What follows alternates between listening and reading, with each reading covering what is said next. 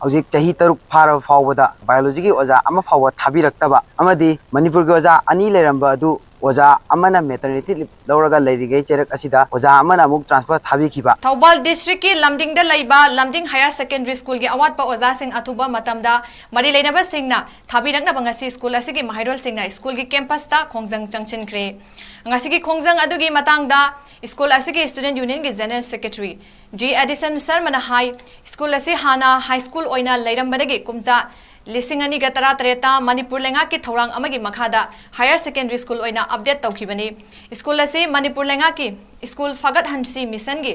Second phase ता याव school नि अदुबु लाइबक थिबदी चाही तरुक फारबा फावबदा हाइबदी लिसिंग अनी गा कुलहुमदो यौरबा फावबदा बायोलॉजी की ओजा मरी जोलॉजी की अनि बॉटनी के अनि लैगदबा ओजा अमा फावब लैट्री थाबिरक्ट्री हाइकी महांगना मखाताना हाई हौजिक स्कूल असिगी क्लास 11 साइंस ता माहिरोई चामगा कुंथ्रा मथोय अदुगा क्लास 12 साइंस तना चामगा कुंत्रेट लैरबसु बायोलॉजी की क्लास अमतंगसी फावबा तौबिदना लैरी मणिपुरी सब्जेक्ट की ओजा अनीखक लेबना अमा ट्रांसफर तौख्रे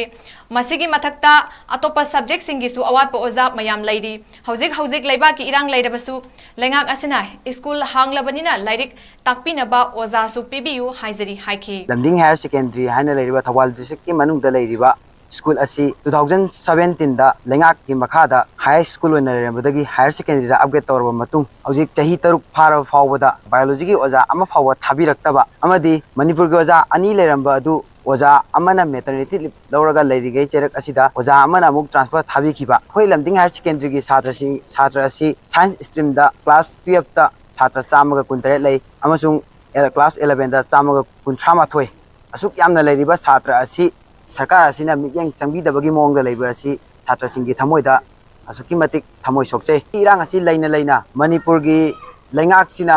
स्कूल काबा यारे हाइबगी अयाबा पिबिरबनिना छात्र सिंग असिना वालिबा ओजासिंग असी थाबिरक्तुना छात्र सिंग असिगी अवाबा उबिदुना वालिबा ओजासिंग असी मिंखतपिनबा सरकार की माइखैदा नोंगोंना निसिंजे।